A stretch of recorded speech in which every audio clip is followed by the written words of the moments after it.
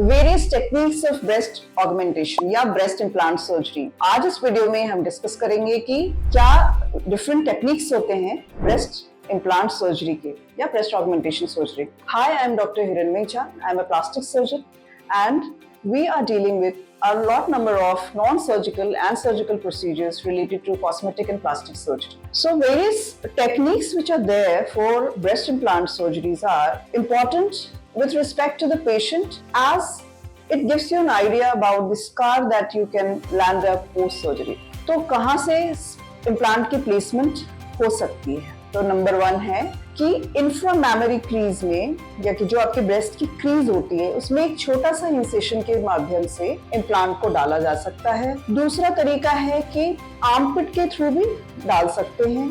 Third है nipple के पास से भी पेरियोरल इंसेशन देकर के इम्प्लांट को हम डाल सकते हैं। और एक और भी है जो कि बहुत ही रेयरली लोग करते हैं, वो विच इज ट्रांसअम्बिलिकल। तो ये डिफरेंट स्कार्स हैं या इंसेशन की लोकेशन है जिसके द्वारा हम जो सिलिकॉन इम्प्लांट होता है उसको हम ब्रेस्ट के टिश्यू के अंदर डाल सकते हैं। Now every technique has its own pros and cons, but the most commonly done, जो कि सबसे ज्यादा लोग करते हैं, वो है आपका इंफ्रामैमरी क्रीज के थ्रू जो इंसिशन लेकर के इम्प्लांट प्लेसमेंट होती है, और इसके रिजल्ट्स काफी अच्छे हैं।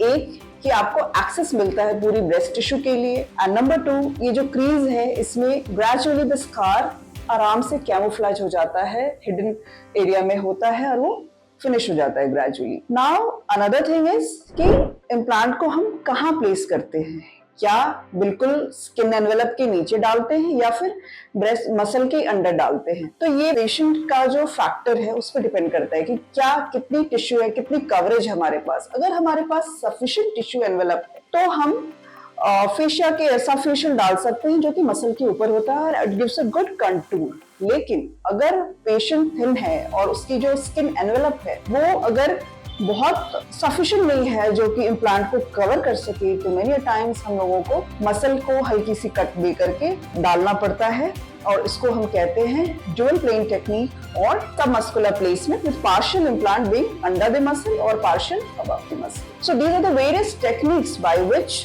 Breast implant surgery can be done. इसके बाद आपको वेरियस पोस्ट ऑप इंस्ट्रक्शंस होते हैं जो कि आपके प्लास्टिक सर्जन देते हैं, एंड वो डिटरमिन करता है कि आपका रिजल्ट कैसा होगा, आपकी स्कार कैसे आएगी और आप कितने जल्दी फिट होके वापस जा सकते हैं। But the most important thing is you have to follow each of them whatever is given to you by your surgeon. Thanks for watching and like and subscribe to our channel and keep yourself updated.